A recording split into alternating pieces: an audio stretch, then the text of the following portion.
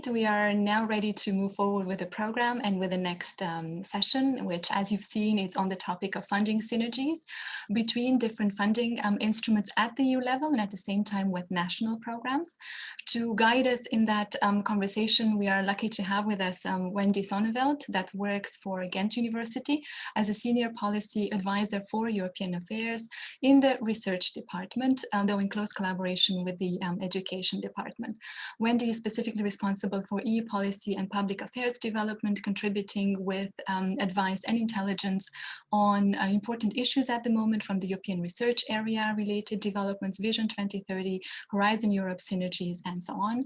So a perfect colleague to guide us in the synergy conversation into the next session. Wendy, the floor is yours.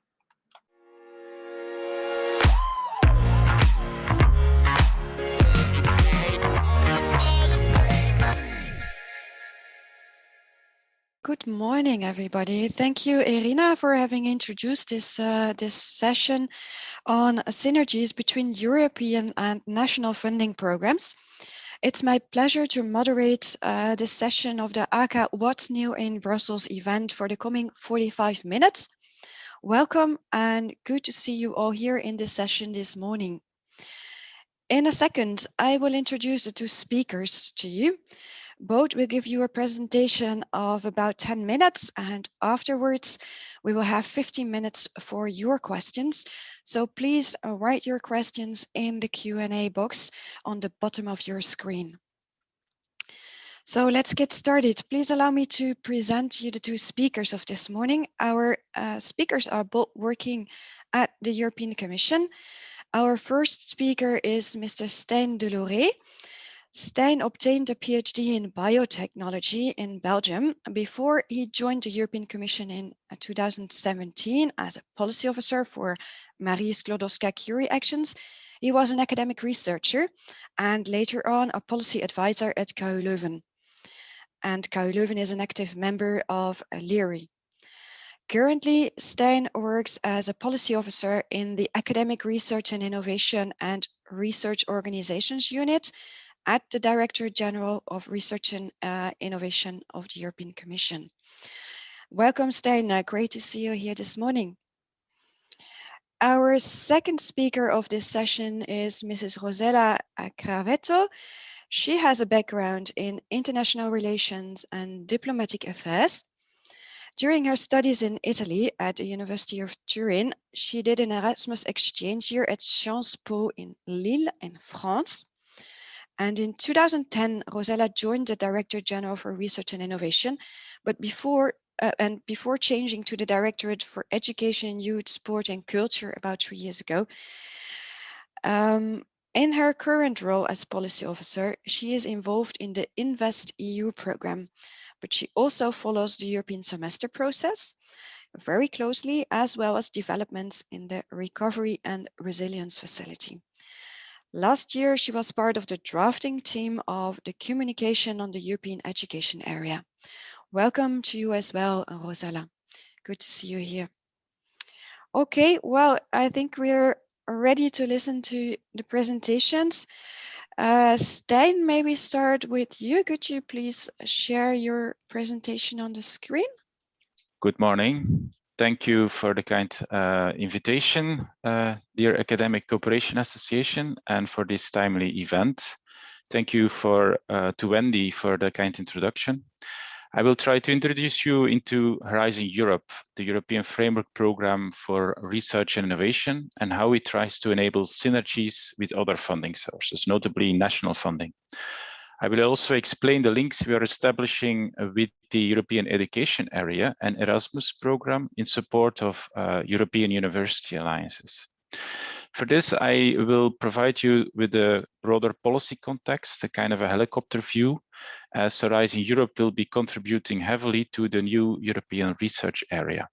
I will then explain the structure and the novelties of Horizon Europe as compared to the previous framework program, and give you some overview of the various parts and details on some novelties, and focusing especially on the parts of the program that enable synergies with national funding and with Erasmus. We are operating within the frame of the European Research Area. In September, the European Commission published a communication not only of the European Education Area, but also of the new European Research Area, of which parts were later endorsed by the European Council.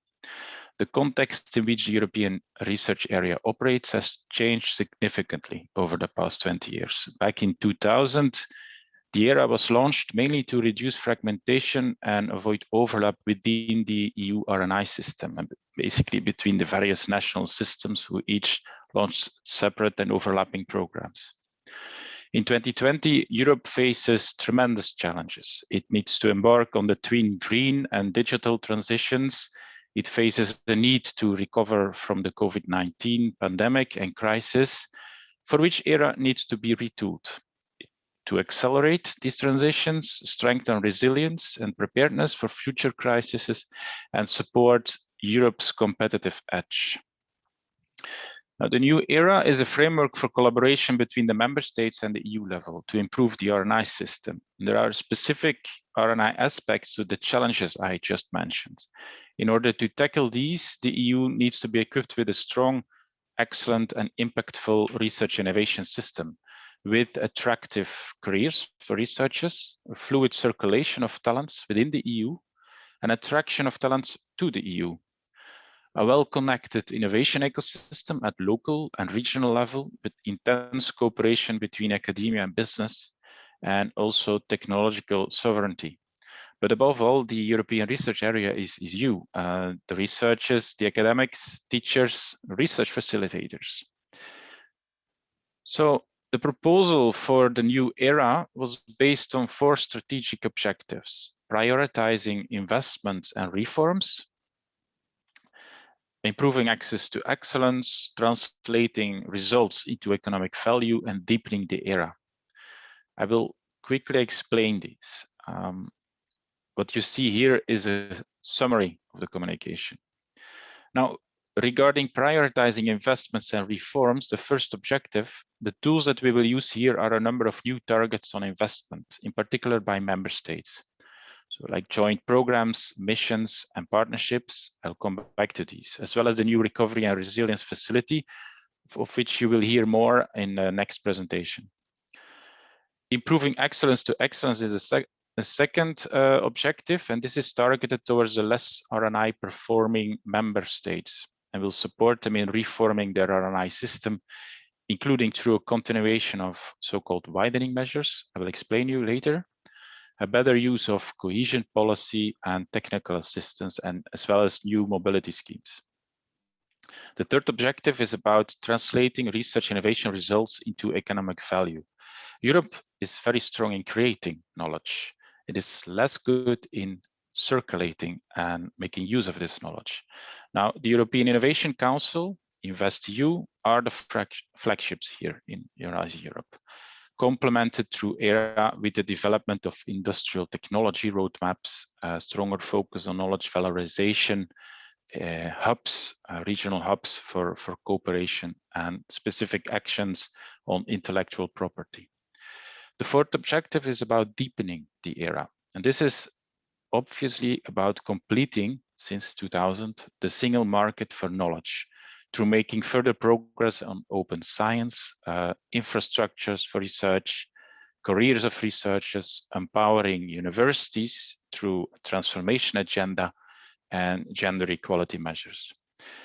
And important ERA priorities, such as the mobility of researchers, the large-scale research infrastructures, partnerships, public-public and public-private partnerships, have traditionally been financed through the EU's framework program for research. And this will be no different in Horizon Europe. Now, let me first explain you one part that we are targeting together with the European education area to higher education sector. Within the deepening the ERA, the objective is to strengthen the public science system, in particular, empower higher education sector in its transformations towards the future. So this is a key synergy initiative coupled to the European education area with the ERA, the Digital Education Action Plan, the European higher education area and the Bologna process and the skills agenda. And what we will do in the coming months is trying to identify the priorities, the challenges, and the needs in order to develop a so-called higher education transformation agenda. What are the challenges you have? How can we support these through large-scale action, legal, funding? How can we facilitate cross-border cooperation between higher education institutions, as well as the partners you have in your local ecosystems? So higher education sector is amongst the most dynamic sectors in society, working at the intersection of these policies, and therefore being essential also for the realization of the European research area.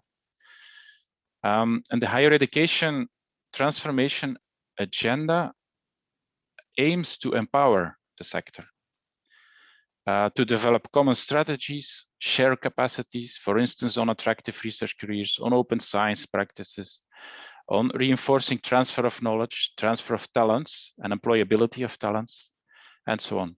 So this is what we will be doing in the next couple of months, and the sector and the public will be consulted through an open public consultation process and targeted meetings.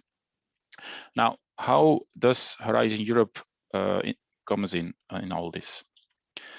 This is the structure of Horizon Europe. This is a program just like Erasmus Plus, running from 21 to 27. The budget it has is nearly 100 billion euro, and it has four main parts. Pillar 1 is where the scientists define the agenda. Pillar 2, here it is society that sets the agenda. Pillar 3 is to promote innovation and push knowledge to the market in its broadest sense. And the fourth horizontal pillar is strengthening the era. I will explain you all of these parts in more detail and how they link to national investments. Now, innovation starts with excellent research. Horizon Europe will promote excellence and provide valuable support to top researchers and innovators to drive the systemic changes needed to ensure a green, a healthy, and a resilient Europe.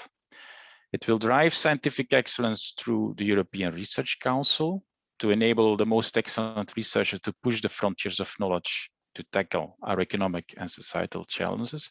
And this has been proven in the COVID crisis. The inventor of the mRNA vaccine has an ERC grant, for instance. The Marie Skłodowska-Curie fellowships and exchanges will help the best talents, young researchers, to expand on their knowledge and skills. And here especially I would like to highlight the MCA co-fund action, which allows to match national or regional funding with MCA funding to set up programs to train the best mobile doctoral candidates and postdoctoral researchers.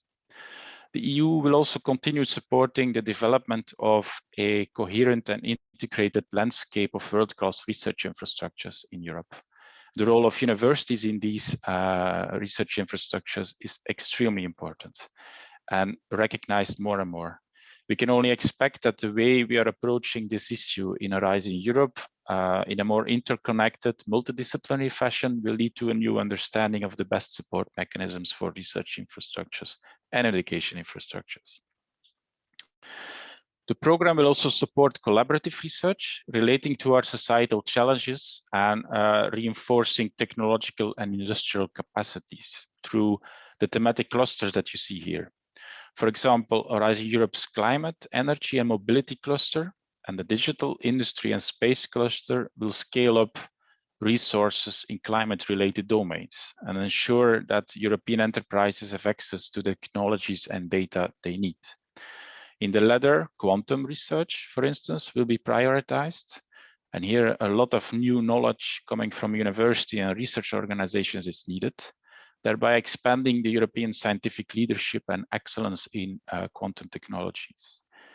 The cluster culture, creativity and inclusive society has been reinforced, supporting research innovation in the cultural and creative sectors, cultural heritage, for instance, through building cultural heritage collaborative spaces, as well as in the humanities and the arts. The health cluster will tackle challenges such as the coronavirus pandemic, the extension of clinical trials, innovative protective measures, virology, vaccines, treatments, diagnostics, and so on, as well as policy measures. Here we also introduce an important novelty of Horizon Europe, the research and innovation missions. These will focus on ambitious, time-bound, and achievable goals to deliver on common European goods. They aim at achieving by 2030, 3 million lives saved from cancer, 100 climate-neutral cities in Europe, healthy oceans, seas, and internal waters, healthy soils and food, and regions resilient to climate changes. The missions therefore have a clear target, objectives, and timeline that capture the imagination, bringing together R&I actions with financial support for their deployment and supporting policy and legislative environment. There will be full involvement also of citizens to create broad support and narrow the perceived distance to the EU.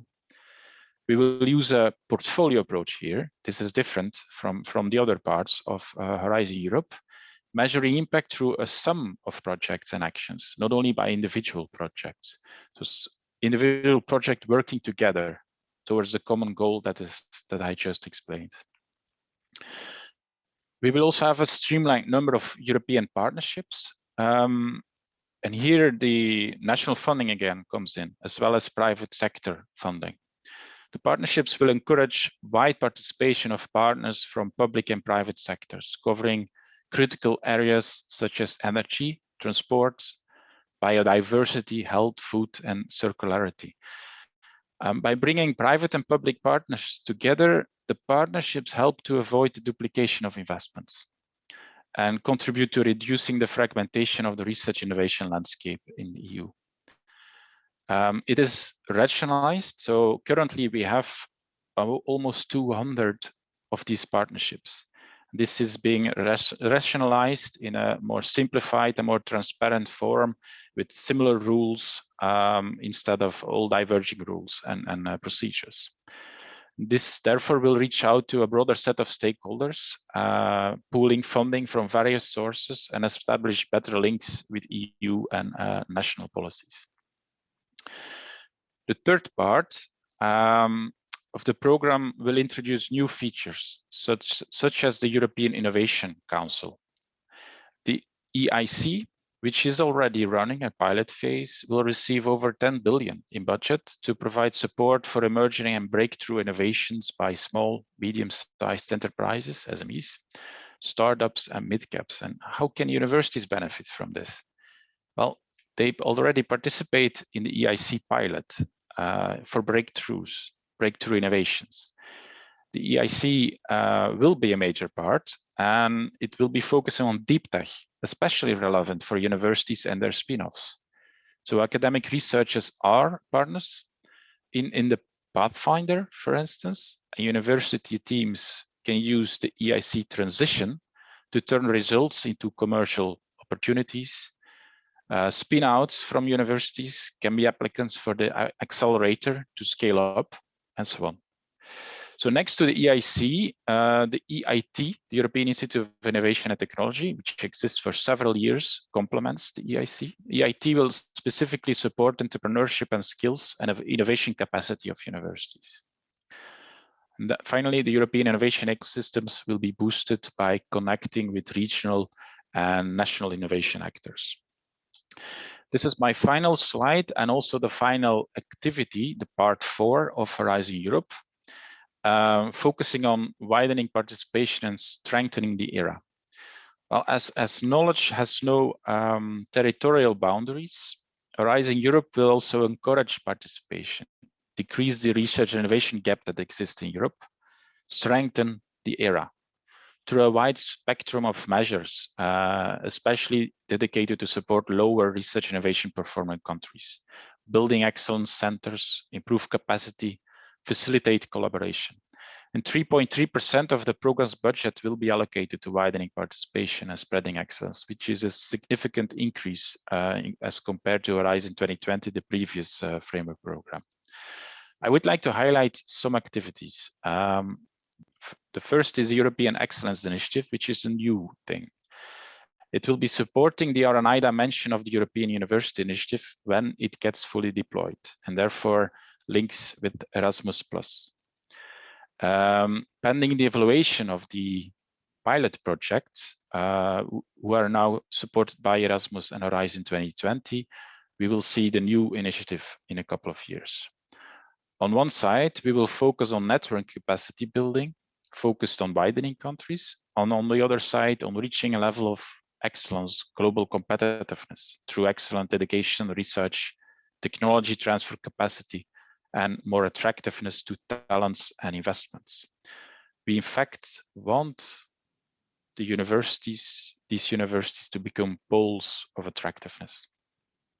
Second action that I would like to highlight is the networking activity for research managers.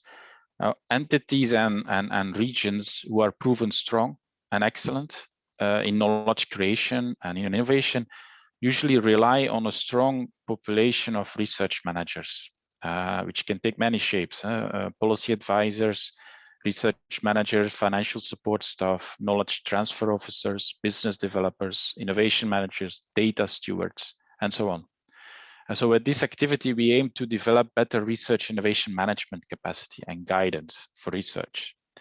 So we hope, or we aim to establish clear career paths for science or research managers and enhance their role in the realization of the era. The second and last activity I would like to emphasize is the acceleration services, through which we would like to empower universities in support of basically higher education institutions to help them deliver on the higher education transformation agenda that we are currently co-creating. This would be a support mechanism for higher education institutes to pursue their transformations that they want, either individual or in networks. It would facilitate also access to support mechanisms, to funding for universities and the surrounding ecosystem to effectively deliver on the transformation. So that's it. Thanks a lot. Looking forward to questions. Thank you very much, Stijn, for this very informative presentation. We learned about ERA and Horizon Europe, about the links with Erasmus and the European education area. And it was very helpful, your explanation, Stijn, on the Excellence Initiative that will be supporting the 41 European University Alliances later on. Thank you for your presentation, Stijn. I'd like to remind the participants, to the audience, that you are still invited to put your questions in the Q&A box during the next presentation as well. May I give you the floor, Rossella, please? So good morning, everybody. I'm glad to be here, and thanks a lot for inviting me to this extremely interesting event. In the next 10 minutes, I'm going to try to explain you how the recovery and reconstruction package is structured, and to show you what it's in for higher education. I will not focus on Erasmus and Plus and Horizon Europe, because most probably you know the two programs better than I do. So I think there is no need for me to go into details there.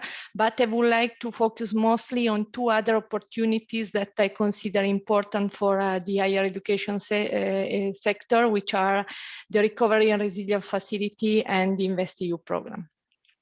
So in May 2020, President von der Leyen presented a massive recovery and reconstruction package with the aim to restart the EU economy and to tackle the societal challenges brought by the pandemic.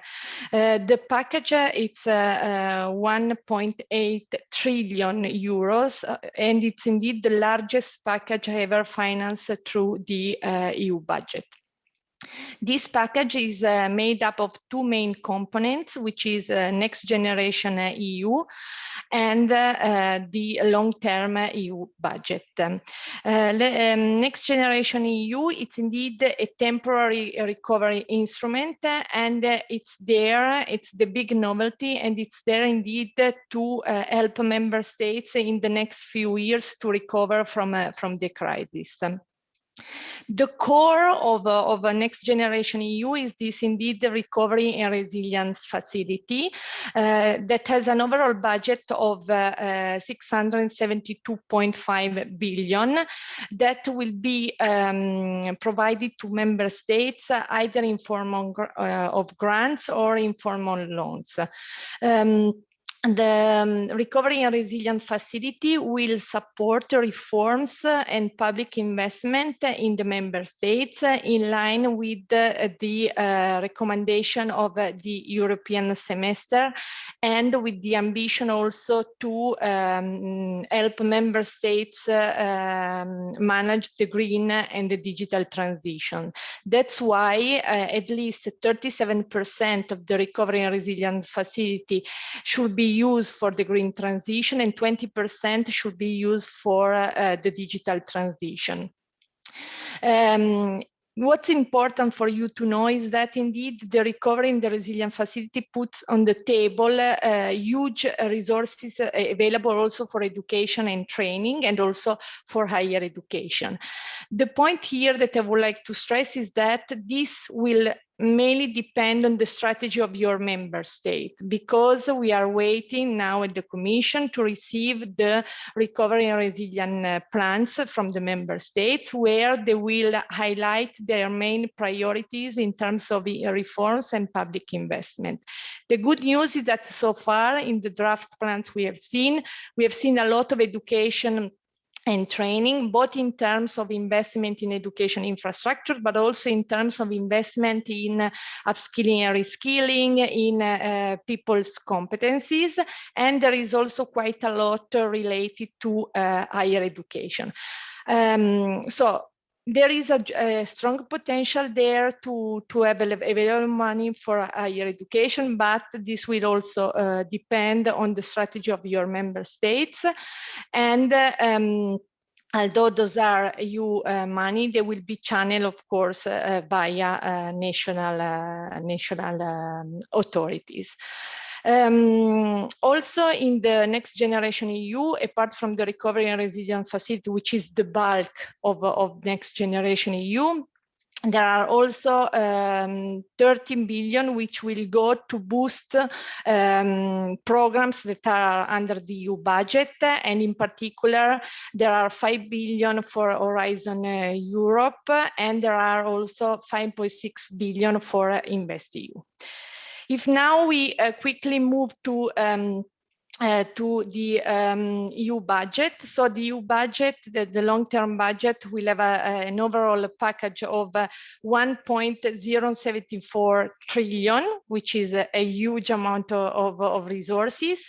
And these resources will be channeled to member states, national, regional, and local authorities, but also to stakeholders such as higher education institutions via 37 different programs. Have I already mentioned to you, there will be Erasmus Plus, which is the flagship program when it comes to investment in education and training. You will also have Horizon Europe, which is, of course, our flagship program for research and innovation. And what can also be interesting for you is, for example, the Digital Europe, where there will be a part on advanced digital skills, and for sure the structural funds, both the European, the ESF and the ERDF. So the part for the soft, let's say, services, and the part for the infrastructure. Today, as I already mentioned at the beginning, I would like to focus on InvestEU, the InvestEU program, which is also there, and maybe it's a program that you will not think about at first when you are looking for some support at EU level. So the InvestEU program is made up of an InvestEU fund, an InvestEU advisory hub, and an InvestEU portal. So the InvestEU fund, it's indeed where the money comes from, while the advisory hub will help project promoters, such as, for example, universities or higher education institutions, to put together what we say a bankable project, and the InvestEU portal, where indeed people that have a project and that they are looking for funding, they can put it on the portal, and we will put them in contact with potential investor. What's the difference between the InvestEU program and the other program we were talking about? The other program work mainly via grants, while the InvestEU program, it's indeed mainly a loan program. In any case, it's use financial instruments that are not grants. The InvestEU program is organized around 4 windows. There is the sustainable infrastructure window, which is mostly for transport, climate or environment project. Then there is a dedicated research, innovation, and digitization window that might be interesting for you, where we will try to bring in private investment for research and innovation that are considered as high risk. Then there is an SME window to give funding to SMEs that have problems in access to credit. And then there is a social investment in skills window, where indeed we will have products that support also education and training. And here I would like to give you a concrete example of how this will work, because already this year we have launched under the European Fund for Strategic Investment, which is indeed the predecessor of InvestEU, what we call FC Skills and Education Guarantee Pilot. The Commission has launched it together with the European Investment Fund. And I think it's an interesting instrument for higher education institutions. How it works. So the Commission provides a budgetary guarantee to the European Investment Fund that in turn provide a guarantee either to banks and financial institutions or to organizations supplying education and training. What for? The idea is to support 3 main categories of people. So students and learners, so those students and learners that would like to take a loan to participate in a bachelor, master, or PhD, and the pilot is also open for adult learning. The loan can also be provided to enterprises that want to invest in the upskilling or reskilling of their employees, so an SME that wants to train their employees, or to organizations that supply education and training, like, for example, also a training center. So this is the basic way of behaving, but as this Skills and Education Guarantee Pilot is also the successor of the Erasmus Plus student loan, we have learned a lot from that experience, but we have realized that sometimes the higher education institutions, the universities, can play this role of a provider of a student loan. Of course, it will not be a loan because universities are not a bank, but what a university can do is that they provide access to deferred payment of fees, which means you have a student, you don't make him or her pay the fees that usually your students pay. And they will also only repay you back when they have finished their study and they have now a job and they can pay it back.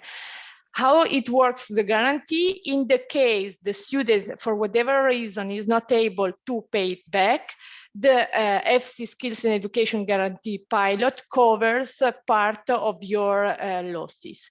So I think this is a complicated engineering, I know, but it's an innovative way of financing education and training in higher education.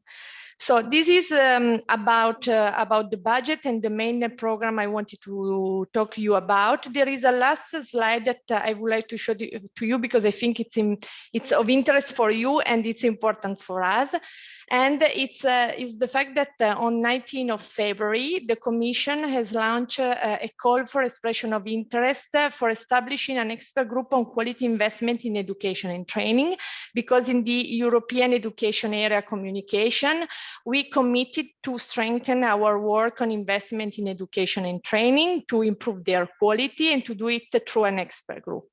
For this, we need experts, and so we are looking for economists, for researchers in social sciences, but also for architects and engineering that could help us evaluate different policies related to education and training, and also to see how much, the cost benefit of each possibility. So if in your university, in your higher education institution, there is somebody who is interested in applying for this expert group, you are more than welcome. You have the link below to the call for expression of interest.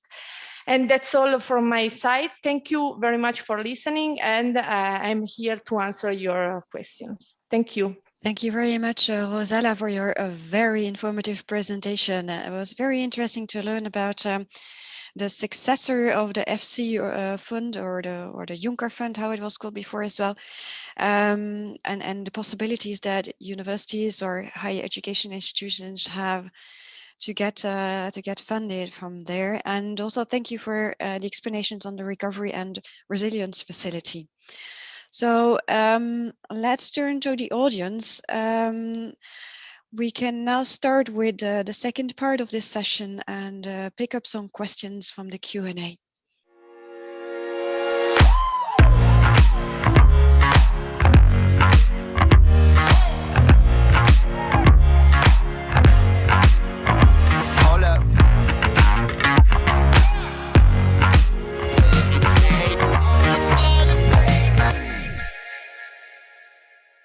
Good morning, everyone. Again, thank you very much, Rossella and Stijn, for your very interesting presentations. Let us first frame the discussion before taking up the question from Nina Salden from DAD in the Q&A. Higher education institutions deal with education and research and innovation every day. And since a little while, like it has been explained very well by the two speakers, the European Commission now also tries to combine these two. These policy changes combined with the changes in the financial regulation, for example, that constitutes the basis for the financial rules of all European funding programs, and also the introduction of the e-corporate model grant agreement for all European funding programs.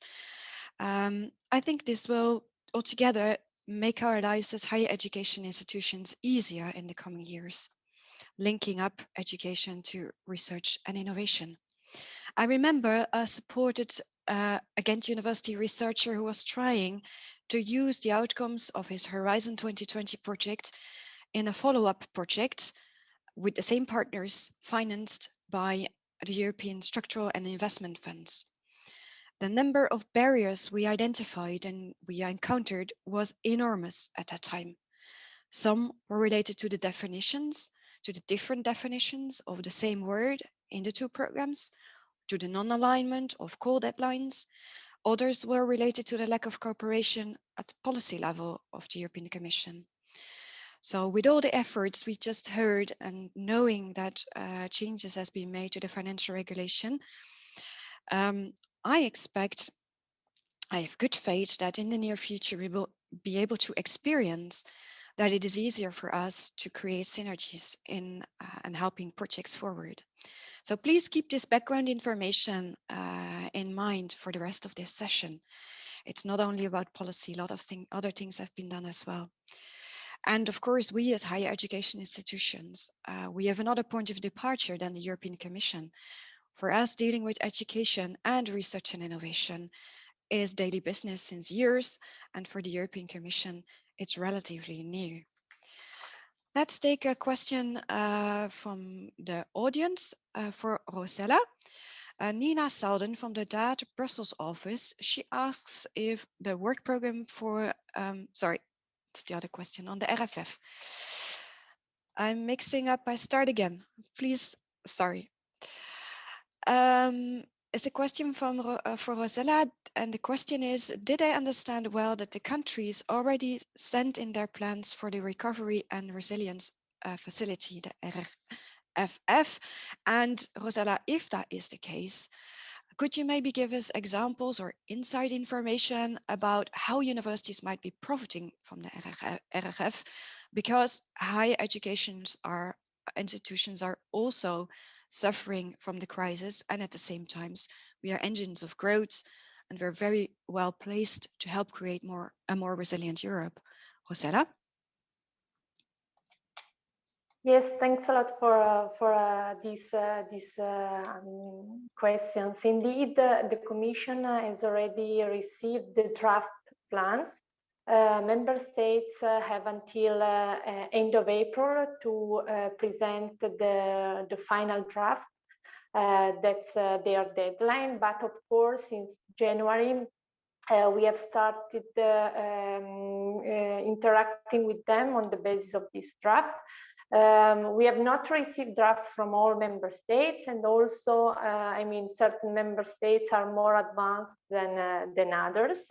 As I mentioned, the good news is that indeed education and training are well covered in those plans, also because those plans need to be in line with the country-specific recommendation of the European semester.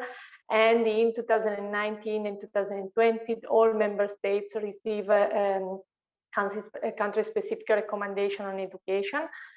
And there we also see quite a lot in terms of higher education. I cannot tell you more details because those plans are confidential. It's a negotiation between member states and the Commission at this stage, and we cannot share with you detailed information. What I can tell you is that we have seen quite a lot of proposal investment in terms of infrastructure, which means building new research infrastructure or campuses or student housing in different member states. And we have also seen quite a lot in the field of digital education and blended learning. So that's what we have seen so far, and we are discussing with the member states. Thank you, Rossella, for this helpful answer. Then we turn indeed to the question from Nina Selden from the DAD Brussels office for Stijn. The work program for 2021 and 2022 foresees a call for the transformation of higher education institutions, but no call is specifically foreseen for the European University Alliances. Is that understanding correct? And if yes, will the letter come later? The understanding is correct, and it will indeed come later. So we are currently starting to evaluate the pilot projects of the European University Alliances. We are also starting a consultation process with stakeholder organizations and with European universities from the education and research innovation side together to design the full rollout of the European Universities Initiative later on. So indeed, in the first goals for the first work program of Horizon Europe, there is no dedicated call for European universities. They are ongoing. So by the end of 2022, we will set out a new scheme co-created with universities, other higher education institutions and member states. Thank you, Stijn. And then I have a question myself on the Excellence Initiative for you, Stijn. There is a call in the Horizon Europe cross-cutting work program, widening participation and strengthening the era. What is the aim of this Excellence Initiative? Could you elaborate, for example, on the timeline for the call, what kind of projects you expect, the eligibility criteria, etc.? Yes, so the European Excellence Initiative broad line of activity in the legal base of Horizon Europe is part of a mechanism how we envisage to implement the general aim of the European research area to support institutional reform, institutional transformation of higher education institutions, as well as the interactions with other actors in their surrounding ecosystem, including research infrastructures.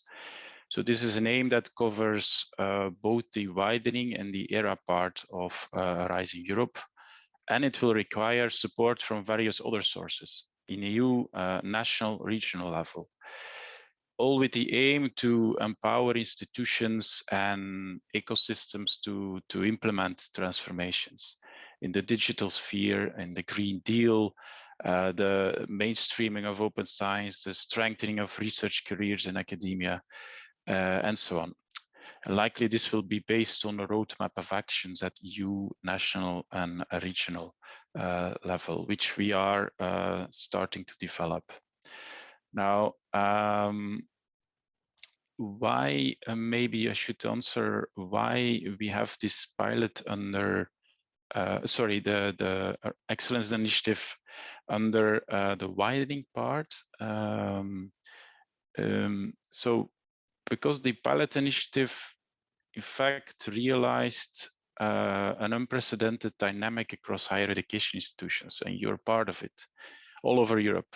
Willingness to share practices, resources, infrastructures, willingness to modernize, continuing, strengthening, accelerating transformations from the bottom up. And the widening, one of the unique features of the European universities is that it integrates excellence and inclusiveness. It is a pan-European competition, after all, for strongly integrated alliances, covering inclusiveness in various dimensions, the geographical balance, but also the openness to any type of higher education institution. And one of the strengths of the European landscape of higher education sector is that it's so diverse, from small to large comprehensive universities, targeted universities to, for instance, arts, humanities, or applied sciences, and so on. So this is a unique feature. And one of the objectives in the widening is also exactly that inclusiveness, lifting all boats. So what we aim at under this Excellence Initiative part, by basically the European Universities Initiative in the future, is to lift all boats to a higher level. And some institutions in regions or countries in Europe that are lagging behind a bit in research innovation need more support in that respect. So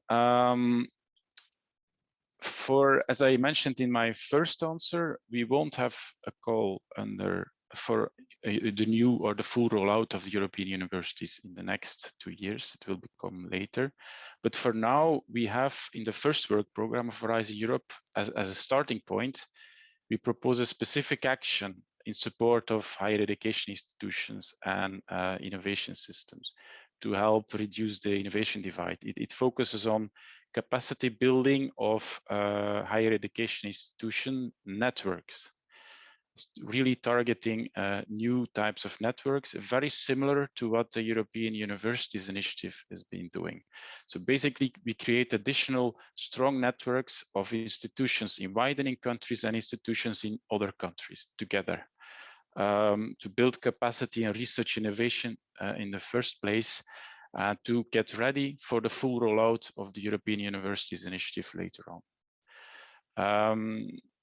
In terms of specifics, they will appear in the work program, but at least 2 higher education institutions from widening countries, it can be the same or it can be different widening countries, need to team up with strong counterparts in stronger countries to build a network with specific aim of identifying common themes, common strengths, to build a common agenda for research and innovation.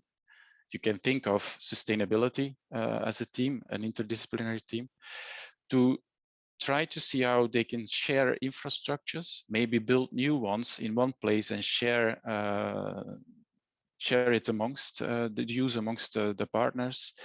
The digitization, including open science and open education infrastructures, the strengthening of human capital by reflecting on also not only the hardcore researchers, if I may say, but also support staff, the managerial staff, data stewards, knowledge brokers, innovation managers, and so on.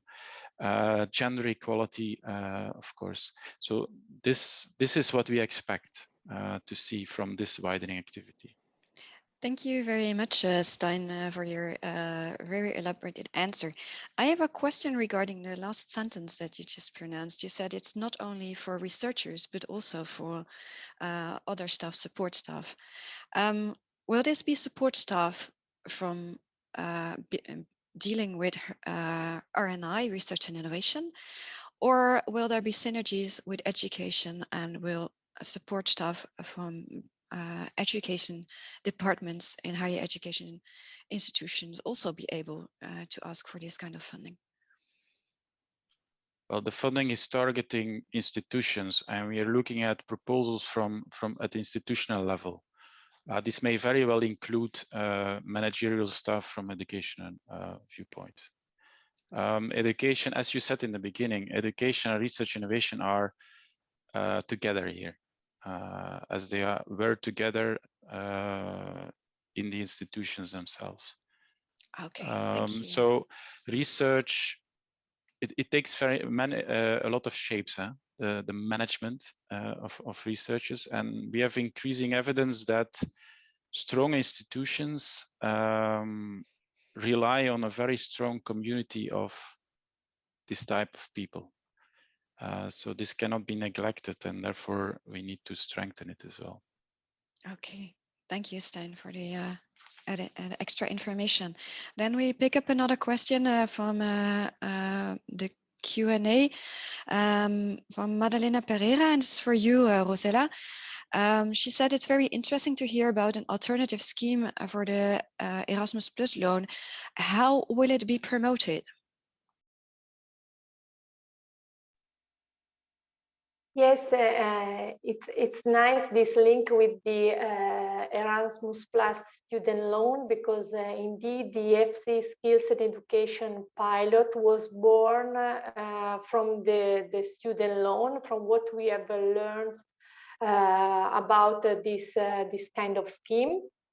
So it has been promoting so far via the European Investment Fund that carried out a promotional campaign, and there was also a webinar that was done back in June specifically for higher education institutions and for different kind of financial intermediaries that can apply under this scheme. So we are now in this piloting phase. There was a call for expression of interest that and many financial intermediaries of different kind have answered to it. So we have already committed the developable budget, but of course we see that the demand is there. And so under InvestEU, we will make a second call, and we will also try to do and replicate this kind of webinar that of course for us are important to raise awareness, but are also a good tool of capacity buildings for financial intermediaries that are not the usual banks, but indeed might be higher education institutions or other centers that provide upskilling, reskilling, and training. And so I would recommend that you closely follow the developments under InvestEU. The program will be officially launched on the 18th of March. And then the course will be published in the second half of this year.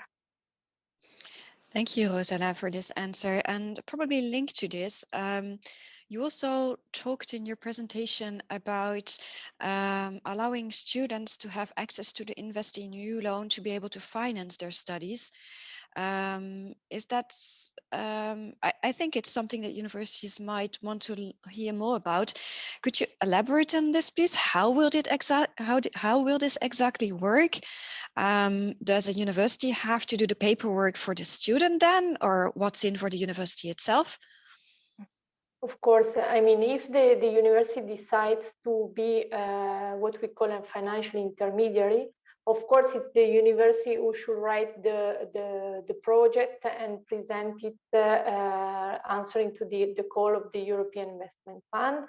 And together with the European Investment Fund, they will be assessed if the feasibility of the project is done. And the overall idea is that usually what we have seen of the universities that have already participated in this kind of activities is that the university defer the payment of fees for students. I think that this is up to the university to decide which kind of fees they want to defer. And so, of course, doing this kind of things means to sign a sort of agreement and contract with the students that will benefit from this scheme, and over the years monitoring what's happening, in particular when the student will leave the university and enter the labor market, and it's at that time that he or she will have to pay back to the university. So, of course, the university that will be in charge of presenting the project, monitoring, or later on how many students have benefited, which kind of students, and also the moment when the student has to repay back.